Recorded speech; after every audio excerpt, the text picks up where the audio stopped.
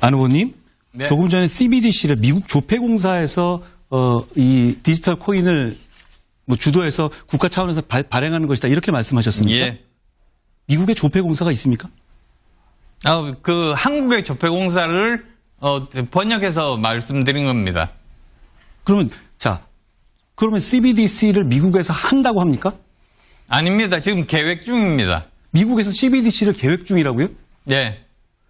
미국은 CBDC를 하지 않는다고 발표했는데요. 그래도 저 내부적으로 계획을 계속 하고 있는 걸로 알고 있습니다. 아니, 미국의 공식 당국자가 우리 CBDC 아니다, 스테이블 코인 쪽으로 간다는 입장을 사실상 여러 차례 천명했거든요. 잘못 알고 계신 거 아닙니까? 지금이라도 입장을 바꾸셔야 되지 않을까요? 아닙니다. 저 내부적으로 지금 검토하고 있는 걸로 그렇게 저는 전해 들었습니다. 그럼 CBDC라는 게 미국에서 그러면 CBDC를 발행한다. 그 취지는 어떤 중앙은행의 화폐같이 발행한다. 이런 의미로 이해하시는 거예요?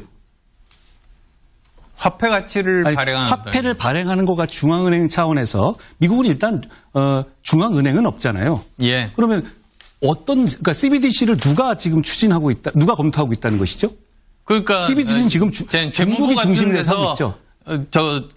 재무부 같은 그런 정부 기관에서 내부적으로 검토하고 있는 중이라고 알고 있습니다. 잘못 알고 계신데요. 많은 분들이 확인하실 것 같습니다. 그리고 또 하나는 ETF 말씀하셨는데 그러면 지금 홍 후보님도 정확하게 알고 말씀하신 거지만 현물 ETF에 대해서는 한국에서 이제 발행하는 것에 얘기하는 거잖아요. 그럼 선물 ETF하고 현물 ETF가 있지 않습니까? 이 둘에 대해서 한국에서 어떻게 해야 되는지 입장 있으면 말씀해 주시겠습니까?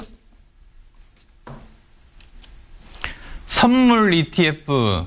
네. 그다음에 현물 ETF. 현물 ETF. 아까 홍 후보님께서 현물 ETF를 질문하셨으니까 거기에 대해서 좀 모호하게 말씀하셨던 것 같아서 좀 말씀할 기회를 드립니다. 현물 ETF와 이 두 가지에 대해서는 서로 다른 방법을 사용을 해야 된다고 봅니다.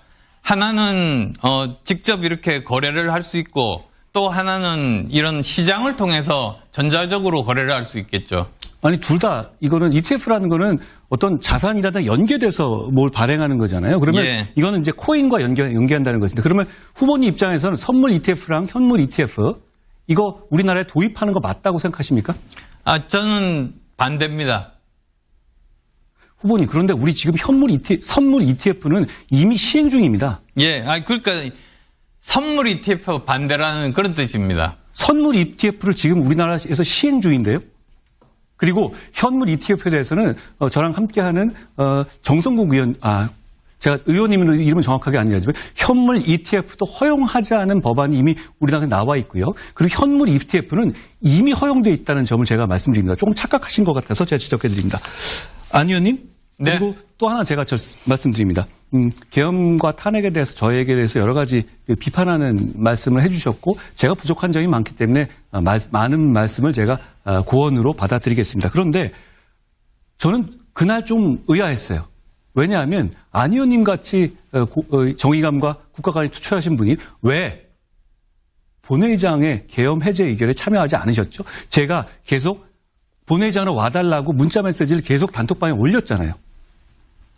그날 문자를 4개를 받았습니다. 그래서 최종적으로 받은 문자가 바로 추경호 원내대표가 당사로 오라는 그런 걸 받았습니다. 근데 당대표로서 제가 드리지 않았나요? 예, 받았습니다. 예. 근데 거기 가보니까 여기 있으면 안 되겠다는 생각이 들어서 국회로 갔습니다. 그런데 경찰이 막고 있어서 저는 경찰들을 피해서 멀리 담을 넘어서 국회로 들어갔습니다. 근데 계엄 해제에는 왜 참여하지 않으셨죠?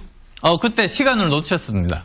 자, 후보님 입장에서는 계엄 해제가 맞다고 판단하신 거잖아요. 그렇죠? 그렇습니다. 그러면은 계엄 해제를 할 수 있는 것은 계엄 해제 결의를 할 수 있는 건 국회뿐인데 그리고 당시 당대표였던 제가 절절하게 계속 한 분이라도 더 무슨 수를 써서라도 담을 넘어서라도 본회의장으로 와달라고 요청을 했었습니다. 그런데 왜 추경호 원내대표가 당사로 오라는 말을 따르시고 제가 말씀드린 본회의장으로 오라는 말씀을 따르시지 않았죠? 저는 두 분끼리 서로 소통이 되는 줄 알고 거기에 있던 의원들도 다 마찬가지였습니다. 안 의원님, 안 후보님. 그런데 이건 그냥 소통의 문제가 아니라 해제를 하려면 본회의장에 와야 되는 거 아닙니까? 그래서 본회의장으로 갔죠. 그런데 다 끝나고 오시면 뭐 합니까? 오셔서 저한테 좀 힘을 실어줬으면 어땠을까? 저는 그런 생각을 했고요. 또 하나는 1차 탄핵 가결에 찬성하셨지 않습니까? 예. 거기에 보면 탄핵안 내용에 이런 내용이 있었습니다. 북중러에 대해서 우리 정부가 외교를 잘못했다. 저는 그 부분을 절대 받아들일 수가 없었습니다. 예, 그런데 그렇습니다. 그 조항이 포함되어 있는 1차 탄핵안에 당론을 반대하시면서 안 의원님은 찬성하셨습니다. 거기에 대해서는 어떻게 생각하십니까?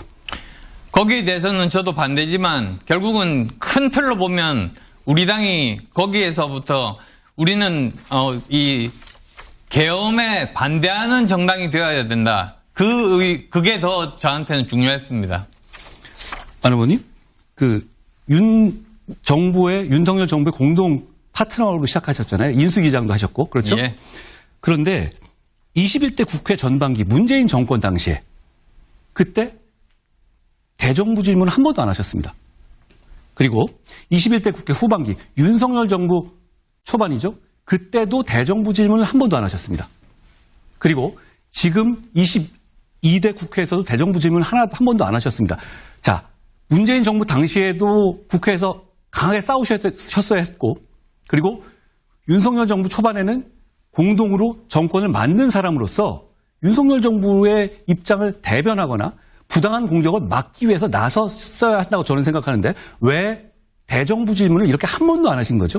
저는 19대 때도 한 번 했고 20대도 했었습니다. 저는 야당일 때는 거기에 대해서 반대를 했습니다. 근데 여당 의원으로서 이렇게 그 대정부 질문하는 것이 뭐 그렇게 적절해 보이지는 않았습니다. 그래서 오히려 다른 의원에게 양보를 한 겁니다. 21대는 21대 초반은 문재인 정부 때잖아요. 그때는 왜 안 하셨습니까? 다른 후보에게도 질문을 하셔야 됩니다. 다른 분들도 안 하신 분이 있었어요? 제가 먼저, 21대 때는 왜 안 하신 거죠? 그때는 제가 신청을 해도 제가 3당이다 보니까 그래서 그런지 저한테 기회가 돌아오지 않았습니다. 알겠습니다. 김문수 후보님께 짧게 말씀드리겠습니다. 자통당을 전광훈 목사랑 창당을 하셨습니다. 창당하시게 된 과정과 이유에 대해서 좀 짧게 설명해 주시겠습니까? 당시에는 문재인 정부의 여러 가지 지나친 친북 행보와 또 우리 국민들에 대해서 코로나 등을 빙자해서 지나친 자유의 억압 이런 부분들을 이겨내기 위해서는 바로 보다 더 적극적으로 문재인 정부하고 싸울 수 있는 정당이 필요하다고 생각해서 창당을 하게 됩니다. 그게 전광훈 목사와 함께한 자통당이 그 역할을 했다고 생각하십니까? 정광훈 목사는 당이 따로 또 하나 있고요. 기독교 당이 하나 있고. 처음에 창당할 때 같이 창당하신 건 아닙니까? 같이 당원이 되거나 정광훈 목사가 이래 한 건 없고. 지금은 자통당 탈당하셨습니까? 네.